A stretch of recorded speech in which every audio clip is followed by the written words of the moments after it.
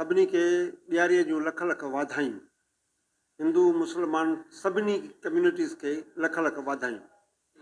छाकाणि असांजे ख़ुशीअ जो त्योहारु आहे। हे असांजो राम भॻवानु उनखे बनवास मिलियो हुयो, माता पिता जे 14 साल बन कटे जॾहिं पंहिंजे वापसि आयो अयोध्या में, त उनजे मतिलबु त अचण आजाइण लाइ ख़ुशीअ जो ॾींहुं मल्हायो वियो, ॾीआरा ॿारिया विया, रोशनियूं कयूं वयूं। ऐं अमन जो हे ॾियारो आहे, हुनजी फतेह जो ॾियारो आहे, दिलि जी ख़ुशियुनि जो ॾियारो आहे। रोशनी कई वई आहे, फटाका ॿारिया वञनि था, ख़ुशी। ओड़े नमूने में असां बि नवां कपिड़ा पाईंदा आहियूं। ईद जे ख़ुशीअ जे मौक़े में अवल ई तयारियूं कयूं वयूं हूंदियूं आहिनि। घर जा रंग रोगन कया विया हूंदा आहिनि। घर में न्याणियुनि सां खे घुरायो वेंदो आहे, न्याणियुनि सां मिठाई मोकिली वई हूंदी आहे। घर में असां मज़हबी तौर ते उन ॾींहं जी अवल जीअं तव्हां कंदा आहियो, असां तीअं मज़हबी तौर ते पूॼा कंदा आहियूं।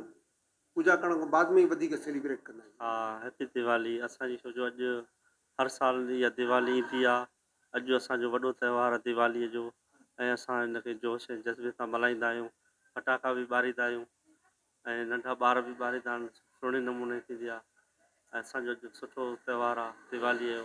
ऐं सभिनी असां हिंदू ऐं मुस्लमाननि खे दिवालीअ जूं वाधायूं ऐं मुबारकूं ॾियूं। साईं, नालो मुंहिंजो विकी कुमार आहे ऐं सभिनी हिंदू भाइरनि खे ॾियारी जूं लख लख वाधायूं ॾियां थो। सदाईं ख़ुशि हुजनि, आबाद हुजनि। महिरबानी।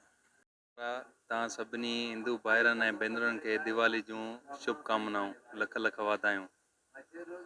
सभिनी दोस्त अहबाबनि ऐं हिंदू मुस्लमाननि खे असां ॾियारी जूं लख लख वाधायूं।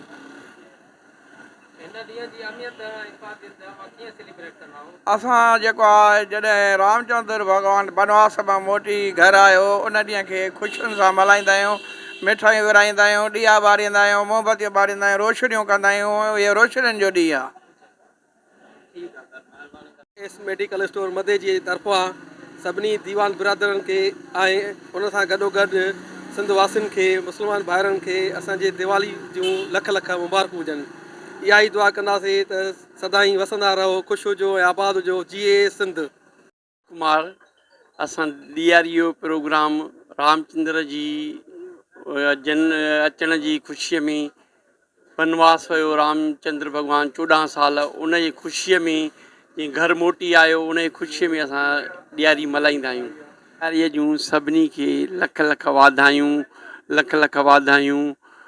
सभिनी भाइरनि खे, हिंदू भाइरनि खे, सभिनी खे लख लख वाधायूं।